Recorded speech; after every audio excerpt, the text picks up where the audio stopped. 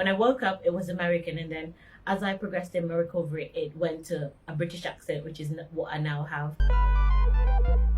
My name is Dina Ray Clayton, and I'm from Montego Bay, Jamaica. On June 30, 2019, I was in a fatal motor vehicle accident.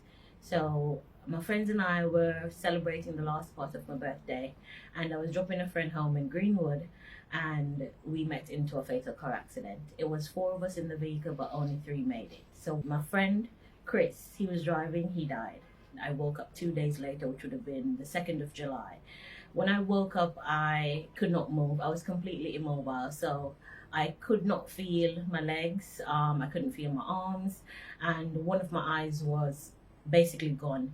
So when I woke up, I heard the doctors say that don't move, don't be alarmed. I was in a fatal motor vehicle accident. They've sewn one of my eyes shut, and that my legs were broken and they were pinned and sealed. So at the end of each foot, I had jugs of water, about five liters thereabout, to hold the legs in place, and I couldn't feel my left arm, and I couldn't move basically.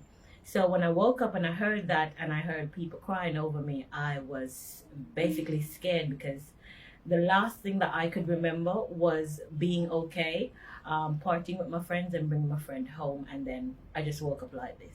So I was in the hospital for a month, and at that time I did 3 surgeries. To date, I have now done 4 surgeries, because my left femur was one of the parts of my body that was broken, which is like my left leg. And up to a year, it has not been healed, and there's a titanium bar in my leg. So my orthopedic surgeon said to me that they have to intervene, because it should only take at most 6 months. So I currently did my 4th surgery on my left femur. So the only good things out of the accident is that when I woke up, it was American, and then as I progressed in my recovery, it went to a British accent, which is what I now have.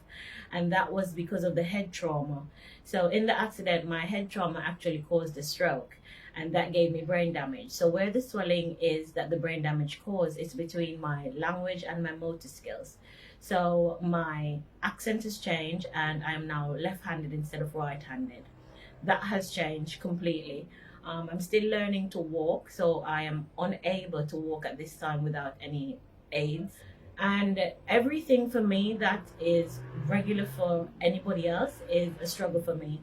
So to move from one place to the next, even just to turn on the bed, it is a struggle. My entire life has changed, because I can no longer work a 9-to-5 job. I have permanent brain damage. So I'm going to forever have an accent, and that brain damage causes short and long-term memory loss. So on my own, I'm currently not able to remember anything before January of 2019. As you can see, my eye is completely done.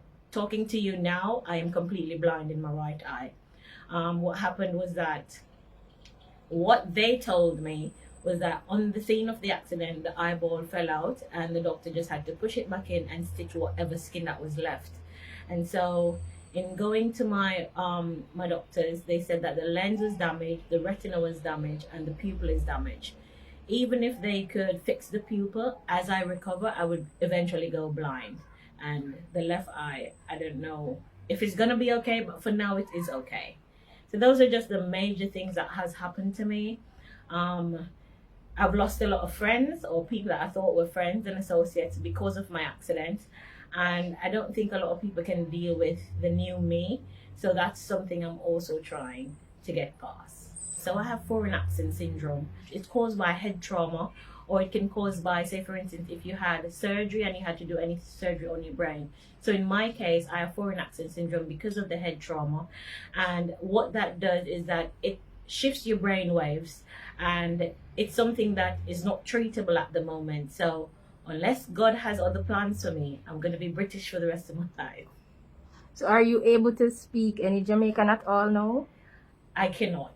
And I can, say for instance, I can voice over, say if I hear it, I can lip it. But in order to say it as in sound, it will not come out a Jamaican any at all. So I can say it in my head and I can lip it, but I can't say it. It will not come out the right way. When I was in the hospital, I felt like giving up a lot, because I could not understand why this was happening to me.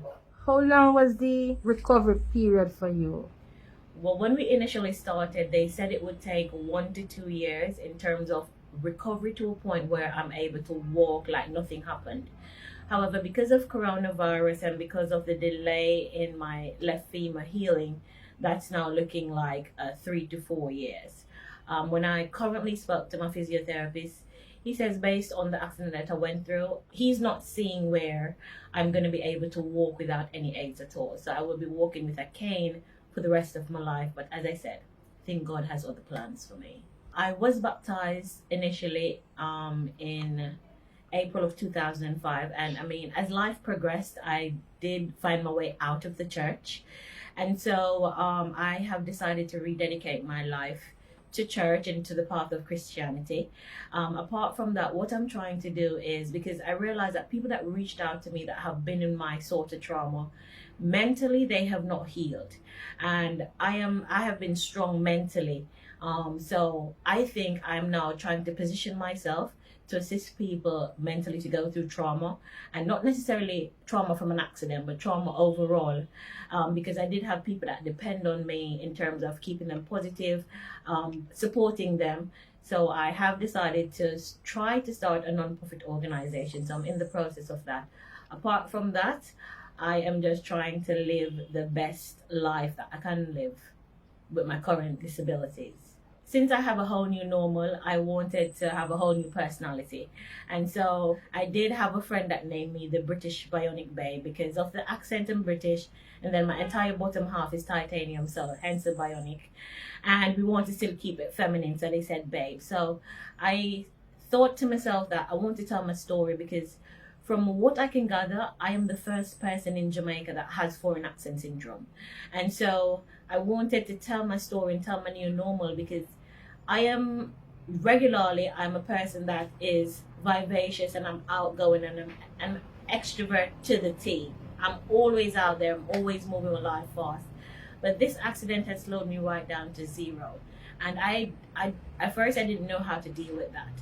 And so with the brain damage, I cannot remember a lot of things. And so I thought by having a YouTube channel, I can share my story with the world and hope that anybody that sees it can actually help me with the things that I'm going through. Because of foreign accent syndrome, I have the memory loss, and then I have Wellenberg syndrome, which means I can't feel anything from the left side of my face to my waist, and that is nerve damage that's not going to heal on its own also. So my YouTube channel is just about building awareness of what's happening to me, taking you through my daily routines and stuff that are now a part of my new normal that wasn't there before my accident.